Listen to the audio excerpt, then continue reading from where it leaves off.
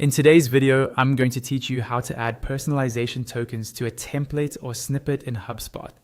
Personalization tokens are a simple but powerful way to make your emails feel more tailored to each contact. Instead of sending one generic message to everyone, you can automatically insert contact-specific details like their first name, company name, or other properties you've stored in HubSpot.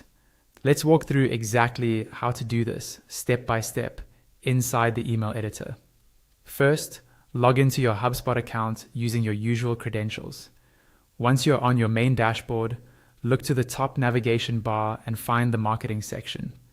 Hover your mouse over marketing, and from the drop-down that appears, click on email. This is where you'll see your existing email drafts and templates, and where you can also create new ones. Now, either open an existing draft email that you want to personalize, or create a brand new email. Once the editor opens, click into the body of the email and place your cursor exactly where you want the personalization token to appear. For example, if you want to greet someone by their first name, you might write hi, add a space, and then position your cursor right after that space. With your cursor in place, look for the personalize option in the email editor toolbar. The location can vary slightly depending on your version of HubSpot, but it's usually labeled clearly as personalize. Go ahead and click that. A small pop-up will appear. This is where you choose which type of token you want to insert. You'll typically see categories like contact, company, deal, or other record types, depending on your setup. Start by selecting the token type that makes sense for your email. For most one-to-one style marketing messages, contact is a common choice. After you select the token type, HubSpot will show you a list of available tokens for that type. For example, under contact, you might see first name, last name, email, and other properties you've collected. Click on the specific token you want to insert into your email. Once you choose the token, another field will appear asking you to enter a fallback value. This is really important. The fallback is what HubSpot will show if that particular piece of information is missing for a contact.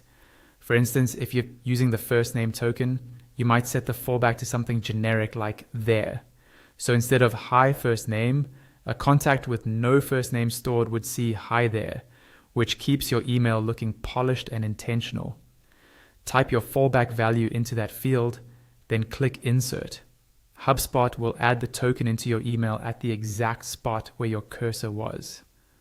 On screen, you'll see something like a placeholder for the token, but when the email is sent, each contact will see their own personalized information. And that's it. You've successfully added a personalization token to your HubSpot email template or snippet.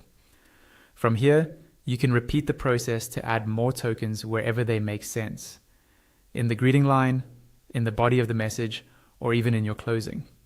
Before sending, it's always a good idea to use HubSpot's preview and test options.